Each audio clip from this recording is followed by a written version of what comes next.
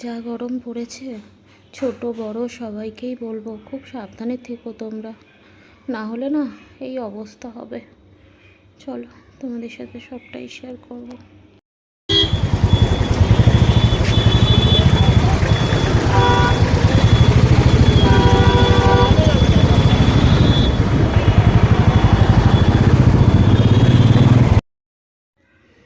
হসপিটালে চলে এসেছি। বাবা এই হসপিটালে ভর্তি, নার্সিংহোমে। তো চলো উপরে যাই, আগে চেষ্টা করব ভিডিও করার।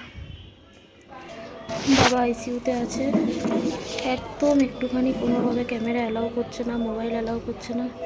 জাস্ট তোমাদের দেখানোর জন্য বাবাকে একটুখানি ক্যামেরাবন্দি রাখলাম। যেহেতু ফর্মালিটিস রয়েছে, অনেক কিছু মেডিক্লেমের ব্যাপার রয়েছে, তো রাজীব বসে গেছে, ফর্মালিটিসগুলো সব কমপ্লিট করবে। মেডিক্লেমের অনেক রকম ওদের সিস্টেম আছে, সেগুলো সবটাই তো করতে তো হবেই, কিছু করার নেই। এর সাথে সাথে আর এই আমার অবস্থা দেখো, আমি যে কি করব না আমি নিজেই কিছু বুঝে উঠতে পারছি না। আর ক্যামেরা করার মতো মেন্টালিটিও নেই। যাই হোক, বাড়িতে গিয়ে তোমাদেরকে সব কিছু আমি বিশদে জানাবো, কি হয়েছে না হয়েছে। এখন আপাতত আমি হসপিটালেই আছি।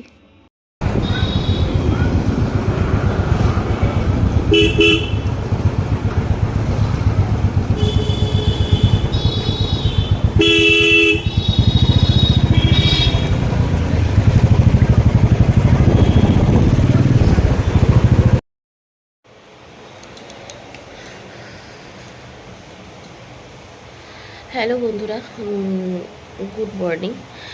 কালকে আমি আর ভিডিওটা শেষ করতে পারিনি, কেননা আমার অবস্থা তোমরা আশা করি ভিডিওটা দেখে কিছুটা বুঝতে পেরেছো। এক মিনিট, তোমাদের সাথে আমি অত ভালো করে কথা বলতে পারিনি, আর ভিডিও করার মতো মেন্টালিটিও আমার ছিল না কালকে, সেটা বুঝতেই পেরেছো। শুধু জাস্ট তোমাদের কটা ইনফরমেশান দেবো বলে, আর আমার চোখের অবস্থা দেখে বুঝতেই পারছো, তো তার জন্য চশমাটা আর কি পরে ভিডিওতে বসলাম। যাই হোক, কালকে সকালবেলা বাবার একটা ছোটোখাটো অ্যাটাক হয়, আর আমরা মন্দারমণি থেকে তমলুকে চলে গেছিলাম। তমলুকে আমাদের কিছু কাজ ছিল, তো সেটা করে বাড়ি ফিরবো, রেডি হচ্ছি। সেই সময় বাবা নিজেই ফোন করে যে আমার এরকম হচ্ছে। তো রাজীব তো বুঝতেই পারে যে কি হয়েছে। তৎক্ষণাৎ বোন আর বোনের বর দুজনে মিলে হসপিটালে মানে ভর্তির ব্যবস্থা করে। বাবা যেহেতু মেডিক্লেম রয়েছে, নার্সিংহোমে ভর্তির ব্যবস্থা করে এবং ভর্তিও করায়। ভর্তি মানে নিয়ে যাওয়ার সাথে সাথেই ভর্তি নিয়ে নেয়। আর প্রথমে ওরা ভেবেছিল যে ব্রেন স্ট্রোক হয়েছে কিনা, সেরকম একটা আন্দাজ করেছিল। তারপরে সিটি স্ক্যান করার পরে সেটা বোঝা যায় যে না, সেটা ব্রেন স্ট্রোক না, তবে স্ট্রোক তো একটা হয়েছে। এবার তার জন্য আজকে সকালবেলা চোখটা বড্ড বেশি বিরক্ত করছে, তো আজকে সকালবেলা হবে এমআরআই করার পরে আর কি জানা যাবে যে কিসের থেকে এটা হয়েছে আর এটা কতটা গুরুতর হয়েছে। তো আমি জানি না কি হবে সকালবেলা। এখন রাজীব যাবে এমআরআইয়ের জন্য, বাড়ির লোককে লাগবে। তো ফোন করেছিলাম আমি নার্সিংহোমে, বললো যে এখন অনেকটাই ভালো আছে, আর কোনো অসুবিধা হয়নি। আর ডান দিকটা কি হয়েছে বলো তো, মানে স্ট্রোক হওয়ার পরে ডান দিকটা না মানে একটু দুর্বল হয়ে গেছে, নাড়াতে পারছে, মানে অবশ টবশ হয়নি কিছু, হাত পা দুটোই নাড়াচ্ছে, কিন্তু মানে জোর পাচ্ছে না। তো তার জন্য ডাক্তার বললো একটু ফিজিওথেরাপি দরকার। তো এখন কথাটা হচ্ছে, বাবার মুখের দিকে একদম তাকানো যাচ্ছে না, কেমন লাগছে যেন মুখটা, মনে হচ্ছে। এমনিতে তো বাবার শরীর ভীষণ রোগা হয়ে গেছে।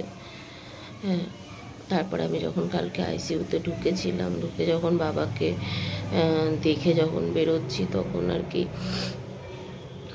নিজেকে কন্ট্রোল করতে পারিনি যে মানুষটা সারা দিন খাটে, বাইরে থেকে এসে আবার ঘরে কাজ করে, কোনো সময় দেখি না বাবাকে যে বসে থাকে। এতটাই খাটার মানুষ ছিল, সেখানে মানুষটা ওভাবে বসে আছে। মানে আমি বুঝতে পারছি আমার বাবার বসে থাকতে একদম ইচ্ছা করছে না। বাবা আমাকে বলছে যে আমার কোনো অসুবিধা নেই, শুধু আমি হাত আর পাটা আমার বড্ড দুর্বল লাগছে, শুধু এই কথাটা বলে যাচ্ছে। আর আমার এত খারাপ লাগছে, শুধু একটা কথা বলছে, আমার হাত আর পাটা ঠিক হবে তো, আমার হাত আর পাটা ঠিক হবে তো। আমি বলছি হ্যাঁ ডাক্তার বলেছে তোমার হাত পা ঠিক হয়ে যাবে। বলছে ব্যাস ব্যাস, আমার আর কিছু লাগবে না। তার মানে উনি এখনো পর্যন্ত সেখানে বসেও ভাবছে যে আমি কি আর কাজ করে খেতে পারবো না, আমি কি আর কাজ করে খেতে পারবো না, মানে এটা উনি এখনো পর্যন্ত বসে বসে ওখানে ভাবছে। এটা ভাবাটাই স্বাভাবিক, কেননা উনি হচ্ছে সব সময় কাজ করার মানুষ, সর্বসময় কাজ করে। আর তোমরা জানো আমার মার শরীর ভালো না, আমার মাকে পুরোটাই বাবা হেল্প করে। আর ওখানে বসেও মার চিন্তা করছে যে মা তো কিছু করতে পারবে না।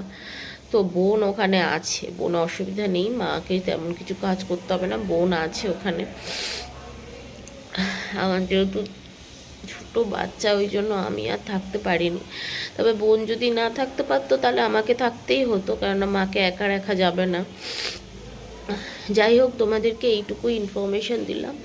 আমার বাবার শরীরটা ভালো না, হঠাৎ অ্যাটাক এসেছে, এটাই জানানো ছিল। কেননা ভিডিও আমি সেভাবে করতে পারিনি, সত্যি কথা বলতে ভিডিও করার মতো মেন্টালিটি একদম ছিল না গো। শুধু তোমাদেরকে একটা ছোট্ট ইনফরমেশন দেবো বলে শুধু ভিডিওটা করা, আর কিছুই না। আর এই যে এসে এখন বলছি, কালকে রাত্রিরে এসে আর মানে মাথা হাতা মানে ঘোরাচ্ছে, যন্ত্রণা করছে, তারপরে তো চোখে দেখতে পাচ্ছ এই অবস্থা। মানে বাবার কাছ থেকে কালকে মানে আসতেই ইচ্ছা করছিল না, শুধু আমার মেয়েটার জন্য চলে এসেছি। মেয়েটা কোনো সময় থাকে না, আমি গেছি তো আমাকে বলছে কি, মুখের দিকে হাঁ করে তাকিয়ে রয়েছে। আচ্ছা কী হয়েছে মা, মা তুমি কোথায় গেছিলে? হ্যাঁ, ও তো এখন সেই বয়সটা হয়নি যে ওকে ছেড়ে রেখে আমি যাব, বলো। শুধু মেয়েটার জন্য আমাকে চলে আসতে হচ্ছে, নাহলে আমি বাবার কাছ থেকে আসতে ইচ্ছা করছে না। আজকে যদি আমার মেয়েটা বড় হয়ে যেত তাহলে আমি হয়তো ওখানেই থাকতাম। যদিও কন্ডিশন ডাক্তার বলছে ভালো, যদি আর কোনো অ্যাটাক না আসে তাহলে উনি একদম পুরোপুরি সুস্থ হয়ে যাবে। কেননা এটা যেটা হয়েছে এটা হালকার ওপরেই হয়েছে। তবে বলছে ডাক্তার যে একবার অ্যাটাক আসলে বারবার তো আসে অ্যাটাকটা, তো যার জন্য আর কি একটু রিস্কেই থাকতে হবে, 2-3 দিন একটু ভয়ের ব্যাপার আছে। এইটার জন্যই একটু চিন্তায় আছি, সারা রাত্রি সেরকম ঘুমাইনি, কিন্তু কালকে যেহেতু ফিরেছি ওই জন্য আর কি ভীষণ টায়ার্ড ছিলাম, মেয়েটাও ভীষণ টায়ার্ড ছিল। যাই হোক বন্ধুরা, তোমাদেরকে এইটুখানি ইনফরমেশন দিতে আসলাম। আর সম্ভব হলে আরও ভিডিও করার চেষ্টা করব তোমাদের জন্য। আর তোমরা একটু পাশে থেকো, হয়তো ভিডিও আমি ঠিকঠাক দিতে পারবো কিনা জানি না, কেননা সত্যি কথা বলতে একদম সেরকম মানে অবস্থায় আমি নেই, একটু বোঝার চেষ্টা করো।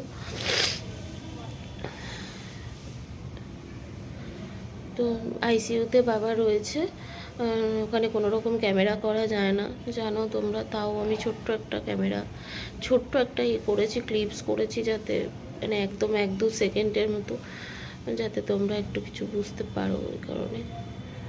ঠিক আছে, চলো ভিডিওটা শেষ করছি। সবাই খুব ভালো থেকো, টাটা।